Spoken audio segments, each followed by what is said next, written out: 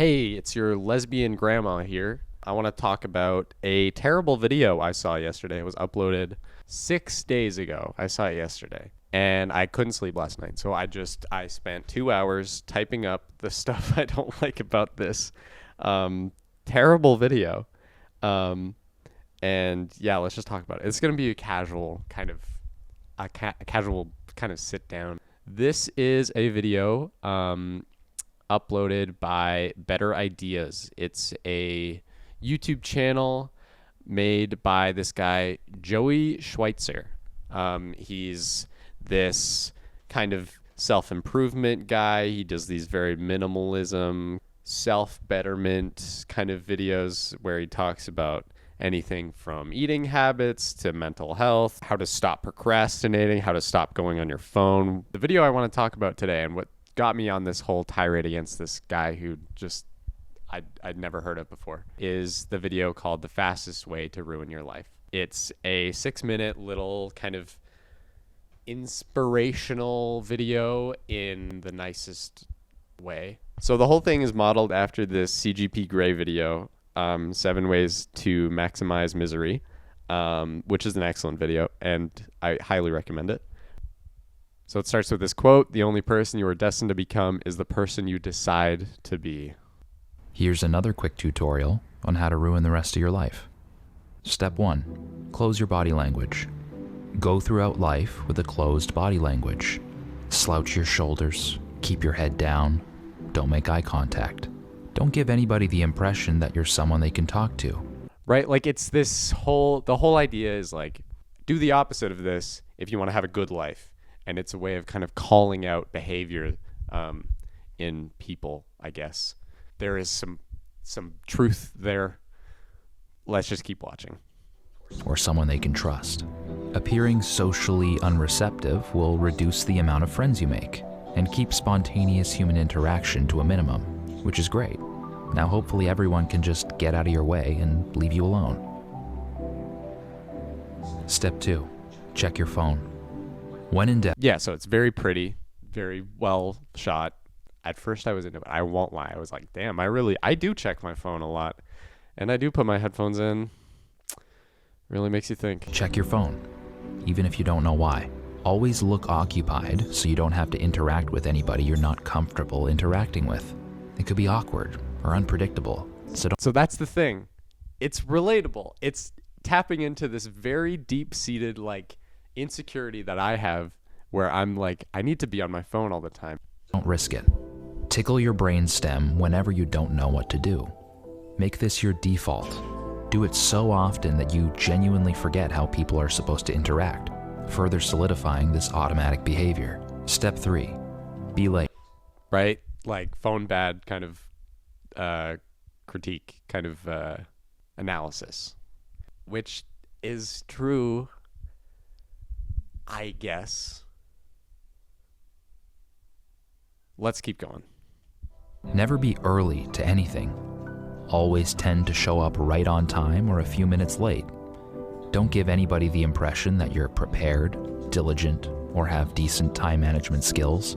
You don't want to come across as too keen. Plus, being early is awkward. What if you have to talk with somebody you don't really know? Like, what are you going to do? The music's swelling and the guy is sweating and he's like making all these excuses for himself. Run late or make any kind of mistake in life, you should always make excuses. There we go. Always have some sort of half-baked reason why you did a bad thing. Blame something, anything, but yourself. Never own up to your mistakes. It's like, okay, who is this? Is this a reflection of yourself? Is this just some like Joey Schweitzer like self-insert? Like, okay, yeah, people do that, and that's not good. Let's keep going. How recently you've used them. The bottom line is that you should never admit that your wrongdoing is your fault, even when you know it is. Lose track of the last time you apologized. Number 5. Okay, here's the thing. This business tycoon kind of setting where they're all sitting around a boardroom and they're preparing their ideas and they're trying to be well prepared and stuff. It's appealing to this very business-centric, capitalist kind of person.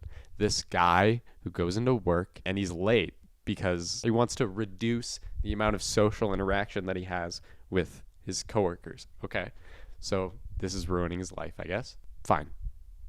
That's a bad thing that people do. And it's bad. Develop an external locus of control. Begin to actually believe that nothing is your fault. Choose to believe that everything in your life happens to you and nothing because of you, that you had no part to play in your misfortune. Doing this will trick your subconscious into relinquishing control of your fortune as well. You'll begin to believe that success will just happen to you. Okay, this is where I checked out. There's a pattern that's being developed here. So we're getting at these insecurities that people believe that there are just things that are out of their control, right? Or that circumstances make their lives harder or whatever. It's all very abstract, so I'm being very abstract. Step 6. Steal the spotlight.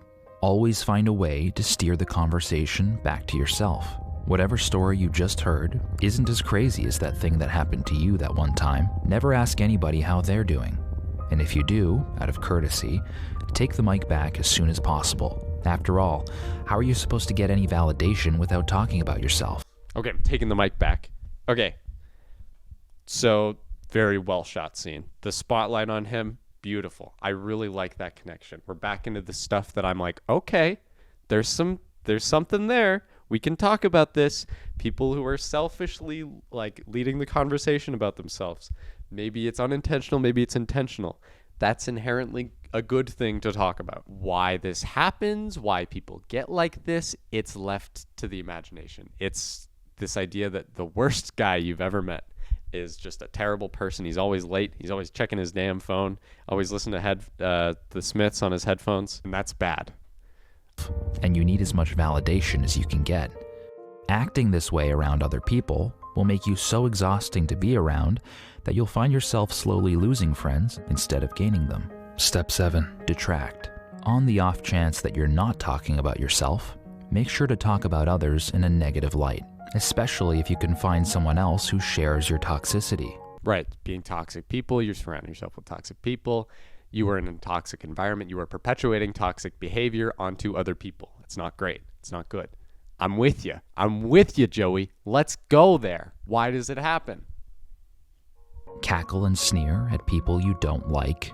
Convince yourself that they should know better.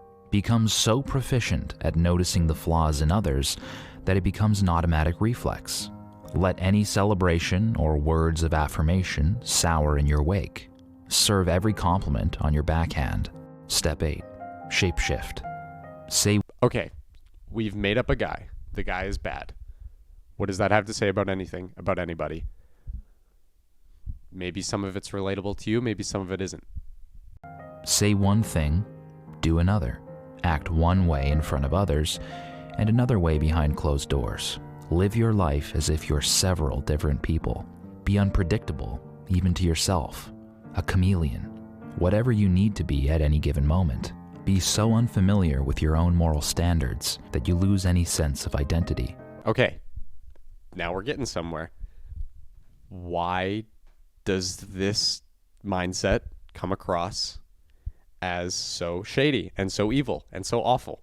Why do people performatively do a thing and then say a different thing?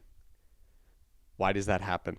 What spawns this ideology that we're talking about? What creates this fastest way to ruin your life? What environment gives you these people? That's all I'm here for.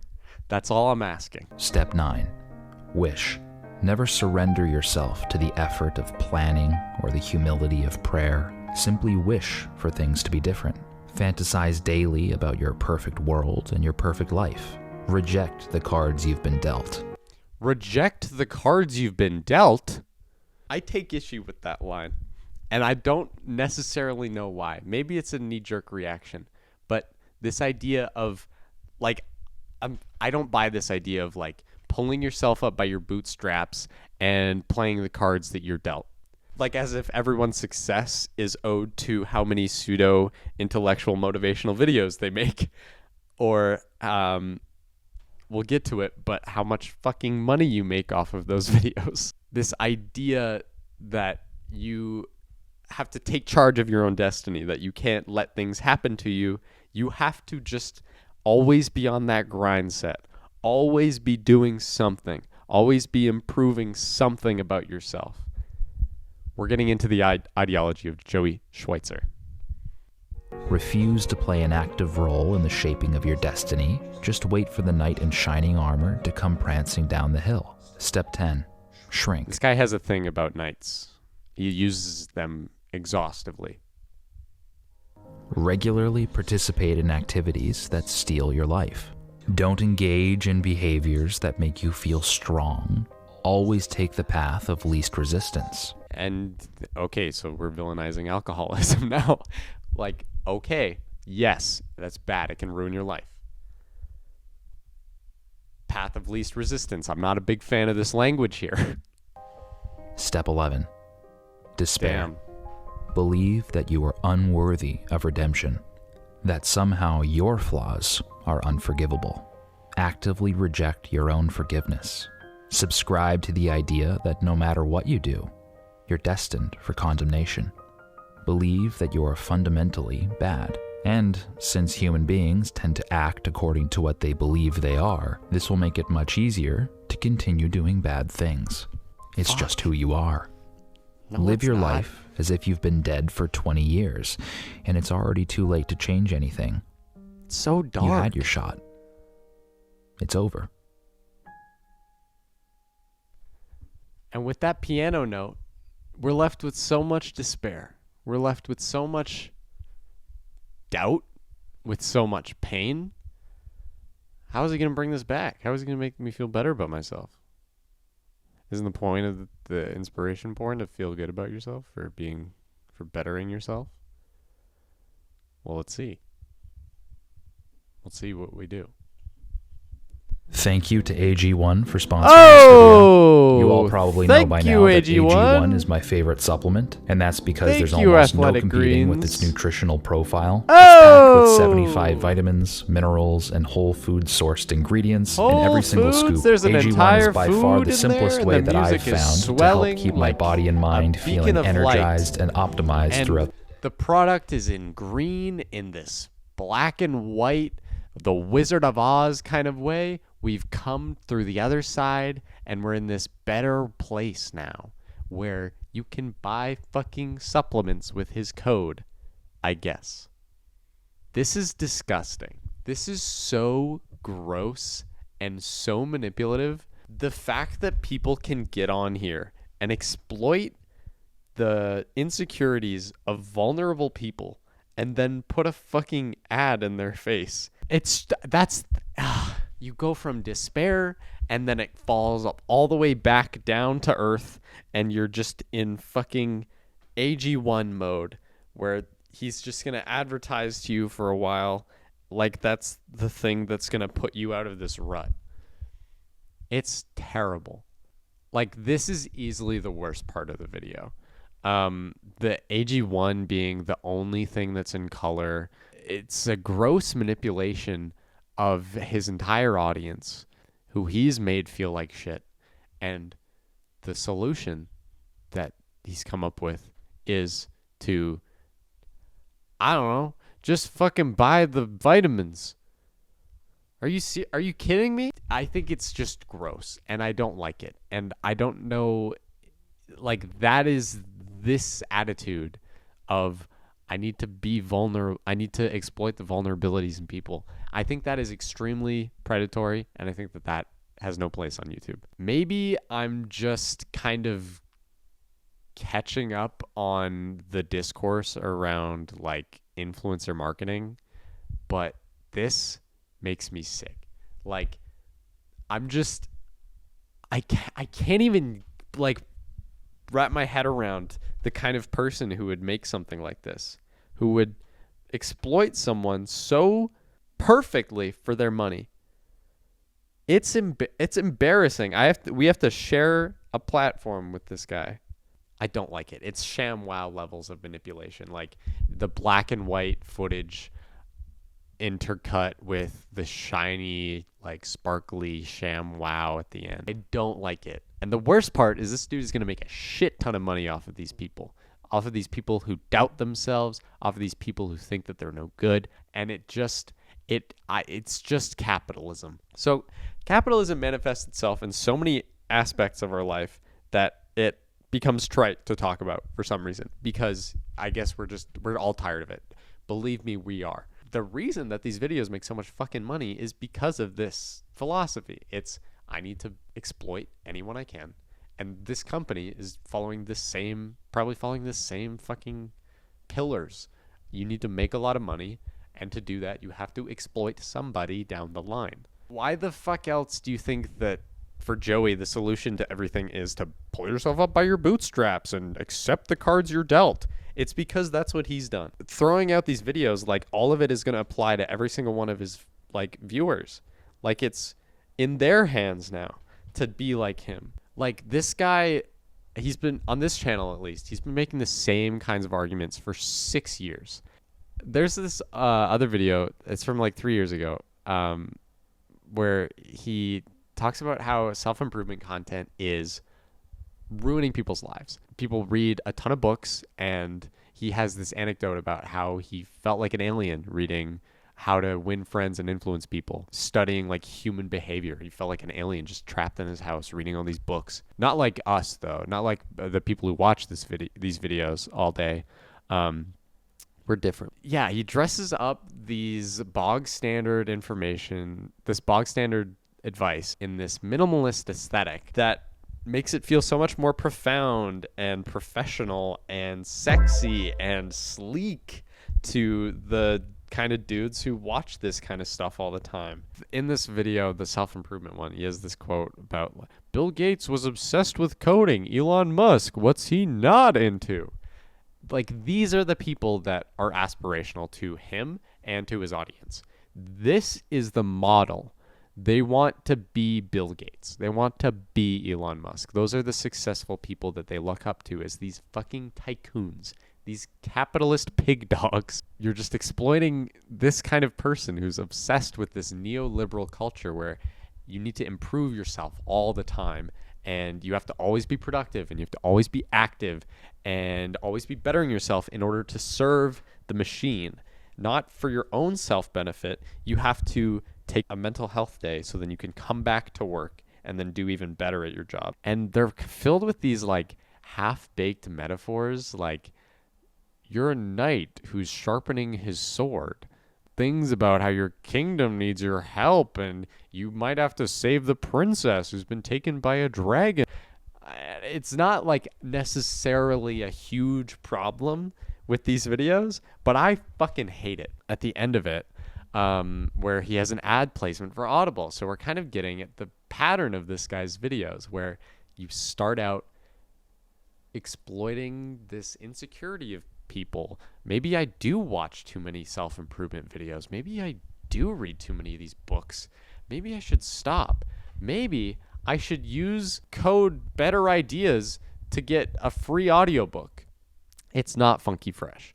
And that's the thing with this guy. The information, it's not inherently bad, but it's packaged in this idea of influencer marketing where you exploit these insecurities in people and then you sell to them and then you exploit them. And I feel like I'm repeating myself, but I really want to hammer home that that's the pattern of these videos. There's this other video. It's called Inaction is a Slow Death.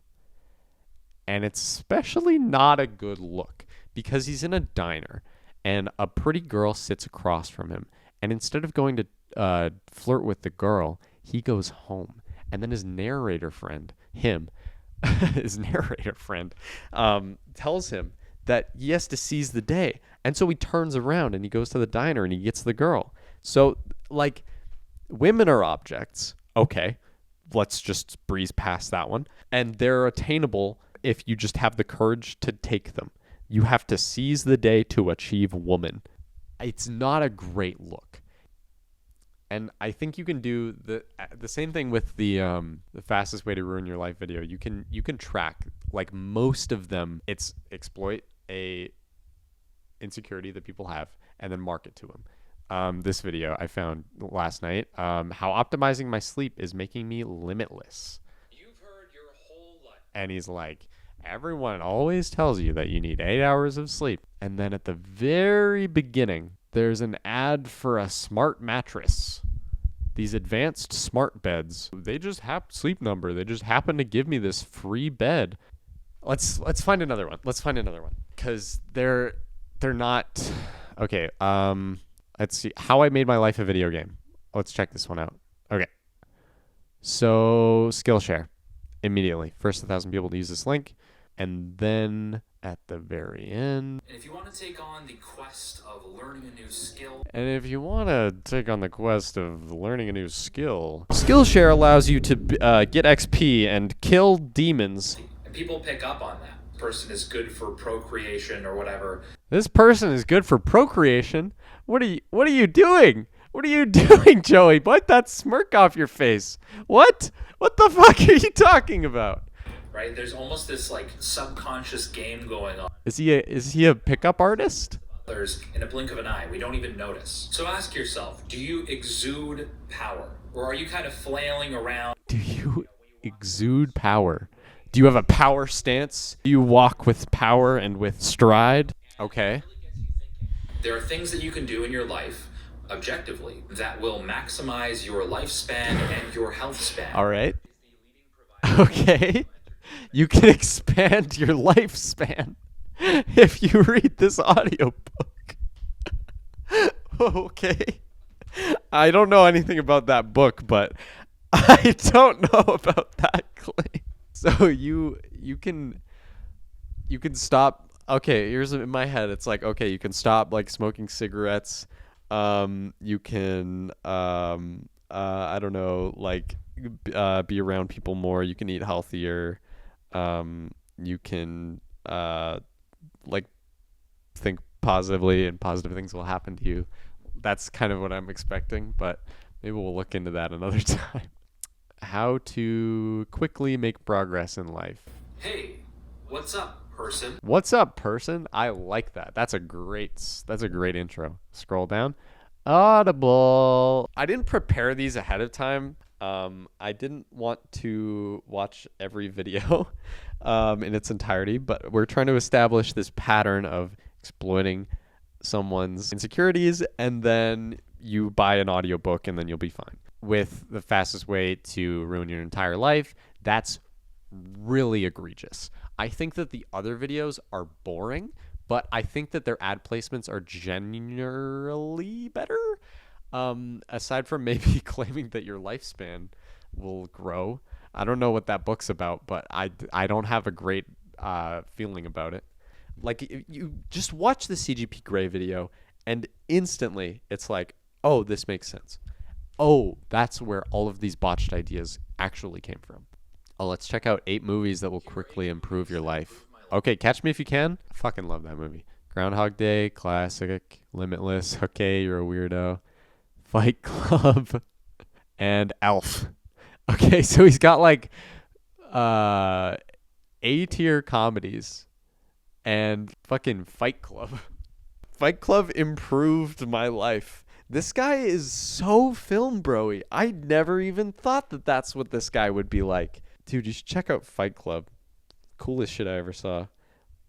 I mean, he's not like a film guy, but he is a film guy. That's the whole reason I clicked on that video. Okay. Oh, why did he pick Fight Club? I like when Edward Norton gets beat up. There's not really much I can say about Fight Club that hasn't been said in a billion He's Literally Me montages or film analysis. He's literally me. What are you talking about? You're a film bro. Oh my god. The most toxic masculine movie you could have picked. Does this one have a sponsor? Oh yeah, AG1. This is an awful video. Not mine. This one's really good and organized. I think that it's a symptom of a bigger problem, and I don't know what we can do to stop it, because people like this are always going to be around. I I'm sorry. Anyway, I felt inspired to talk about this. I was really tired last night, feeling down in the dumps, and I stumbled across this video, and it just made me think of all the other people who are doing the exact same thing, feeling bad about themselves, and then an ad gets thrown in their face. Now, it's time for me to fulfill a contractual obligation. Skillshare! Okay. Get out of here.